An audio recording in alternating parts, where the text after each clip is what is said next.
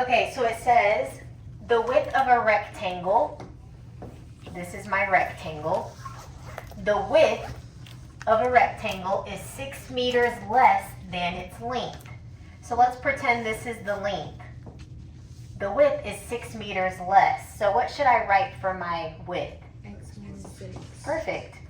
So just as an example, if this is 10, what would my width be? 4, because it has to be 6 less. So this would be 4. Okay? All right, so that's how our equation would work. Length and width. And it tells us that the area of the rectangle is 112. So if you remember, area is equal to the length times the width. So I'm going to multiply the length and width together. That's x times x minus 6 should give you the area of 112. Now we're going to solve for x. And remember, x stands for the length. So we're going to solve for the length. What you should do is distribute the x. So you get x squared minus 6x is equal to 112. And you need all of the numbers, all of the terms to be on one side. So I'm going to move the 112 to this side and make it a minus 112 equals 0.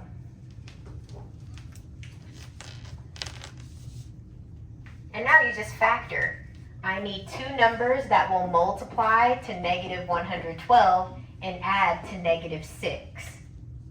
I'm going to pause and let y'all think about it. Use your calculators if you need help.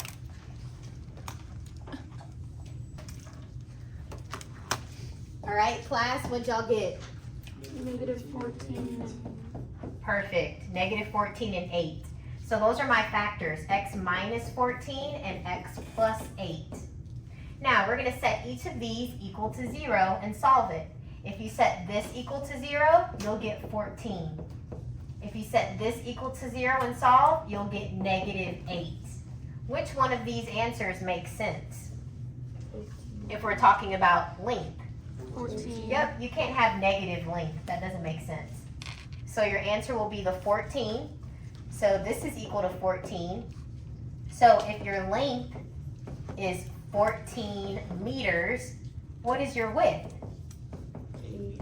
8 meters, because the width, they told us in the beginning, it's 6 meters less than its length.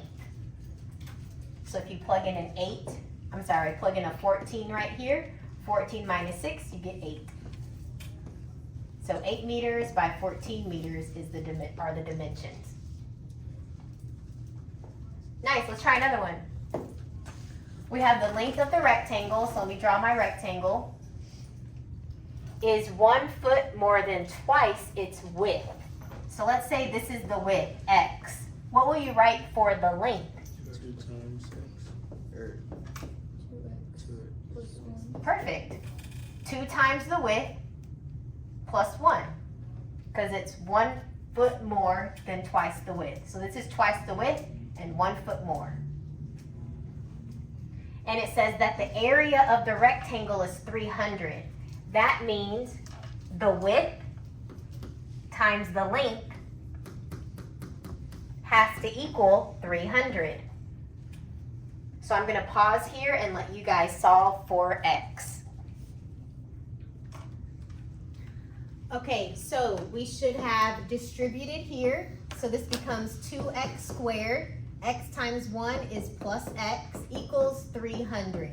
And you want to bring the 300 over to this side so that everything can be together. So when you bring the 300 to this side, it'll be a minus 300 equals 0. Now, you need to do two numbers that multiply to 2 times negative 300 is negative 600. And then your b value is 1. So you need to use your calculator. Figure out two numbers. What numbers did y'all get? 25. Perfect. 25 and negative 24. Those two will multiply to negative 16, and if you add them, you'll get 1. So this part will stay the same. 2x squared and the minus 300 stay the same. We're going to rewrite x as, I'm going to do a minus 24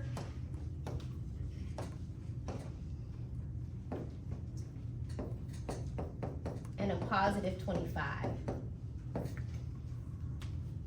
All right. And we're gonna divide both of these by what? Good, 2x. And what will this side be divided by? Yep, 25. Okay, so 2x will be on the outside. Those cancel. 24 divided by 2 is 12. Over here you get 25. And you'll get x. 300 divided by 25 is 12. So whatever matches, that is one of your factors. And what would your other factor be? The ones on the outside. Which are? 2x plus 25. Exactly, 2x plus 25. What's on the outside? The things on the outside will give you this factor. Okay, now what you do, you set this factor equal to 0 and solve it. Set this factor equal to 0 and solve. So if I do 2x plus 25 and equal it to 0, you're going to subtract 25 from both sides. You get 2x is equal to a negative 25. From here, you would divide by 2. So you get x is equal to negative 12.5. Does that make sense when we're talking about length and width? No. So it's not that one. This one, x minus 12. If you set it equal to 0 and solve, you'll get x is 12. And that makes sense. So that means our width is 12. So we know the width is 12 feet. Now let's figure out the length. The length is 1 foot more than twice the width. So twice the width, 2 times 12 is 24, plus 1 is 25. So your length is 25 feet. So guys, these are the dimensions of your rectangle, 12 by 25. Any questions on this one? No? Okay. Okay, now we're gonna find two consecutive. Do you guys know what consecutive means? The same in a row? Yep, in a row, exactly. Positive odd integers, like consecutive wins. They keep winning, right? Consecutive, okay. So find two consecutive positive odd integers. That's like this, 1, 3, 5, 7, 9, 11, 13, and so on. I'm going in order, that's the consecutive. They're all positive and they're all odd. So we're looking for two consecutive positive odd integers such that, let's wait for that equation. Let's stop right here. The small number and the larger number. So the smaller number, I'm going to call it x. And this can represent any of these numbers that I just listed. And the list keeps going. If I want the next consecutive number, if I'm at 3, how do I get to 5? Add 2. So I add 2 to it. If I'm at 7, how do I get to the next consecutive number? You add 2. So this is your smaller number and your larger number, okay? Is that okay so far? Okay, let's say it's 11. Your x value is 11. To get to the next number, 11 plus 2 is 13. So you guys see how this works? Yep. Okay. All right. Now let's set up the equation. It says the square of the smaller integer. This is the smaller integer and we're squaring it. The square of the smaller integer subtracted from. We're taking this away from something. Subtracted from. So put a minus in front. We're taking the square of the smaller integer away from something.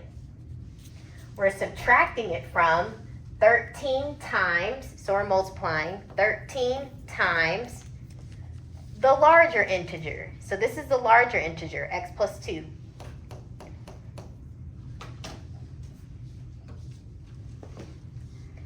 This is equal to 68.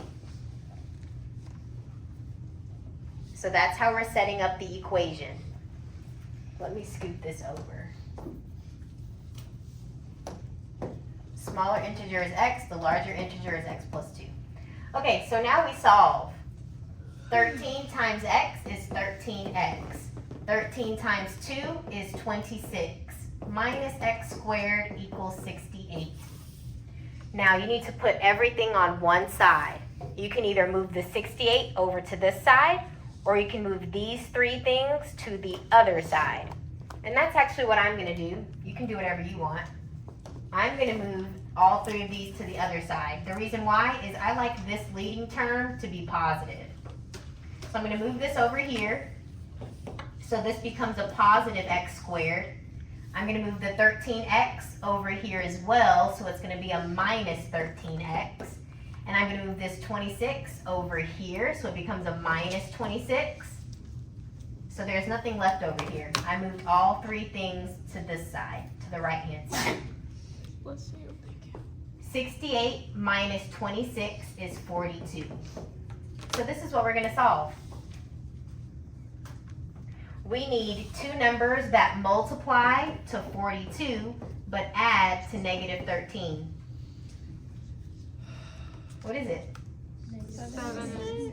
Perfect, negative 7 and negative 6. So these are your factors, x minus 7 and x minus 6, and we're going to solve. This one will give you x is equal to 7. This one will give you x is equal to 6. Which one's the answer? Why? That's Yep, it wants the odd integer. This one can't be it because that one's even. So x is 7. So your answer is 7, and it says it wants two consecutive positive integers. So what's the next integer? 9. So these are your answers, 7 and 9. So we found 7 to be x, and 7 plus 2 gave you this 9. So guys, these are your two consecutive positive odd integers. Let's try this one. Now we're going to find three consecutive positive integers. So these are your positive integers. We're not doing even or odd. We just want positive integers. We want them to be consecutive. Okay? And it's going to keep going. So guys, a sample answer can be 7, 8, and 9. Or 22, 23, 24. These are positive consecutive integers. Okay? All right, so that means the smallest integer, I can just say it's x. What would the middle one be? Yep, x plus 1, that would be the next number. And what would the last one be, the largest one? x plus 2. Yep, x plus 2. So again, a sample answer could be like 10 is x, then the next number, 10 plus 1 would be 11, and then 10 plus 2 is 12. That's a sample answer, okay? All right, so that's how we make sense of this. Let's write our equation. It says the product. When you see the word product, what are we doing? The total. Yep, we're multiplying. So we're going to multiply. We want the product of the median and largest integer. So this is the median one, x plus 1, the middle one. And the largest one is x plus 2. We're multiplying them. Is, what do I put for is? An equal to symbol. 8 times, so 8 times, we're multiplying. And it says the sum. For sum, what do we do? Add. The sum of the smallest and largest integer. This is the smallest integer, and we're going to add the largest integer, x plus 2. So this is your equation. This is the product of the median and largest integer, and it's equal to 8 times the sum of the smallest and largest integer.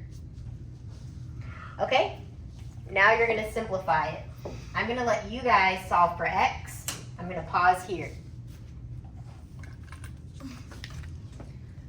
All right, so what you should have gotten, x times x is x squared. X times 2 is 2x. 1 times x is x. 1 times 2 is 2. Over here, you see these two 2's? This can be written as 8 times 2x plus 2, since you have two x's. Okay, now I can add these together. This is x squared plus 3x plus 2 equals 8 times 2x is 16x. 8 times 2 is 16. Now you want to put everything on one side. And I like the x squared to be positive. So I'm going to keep that there and move these over here. So you're going to subtract the 16x and subtract the 16. So you're going to be left with x squared minus, because 3 minus 16 is going to be a negative, 13x. 2 minus 16 is minus 14. From here, you do an eye chart.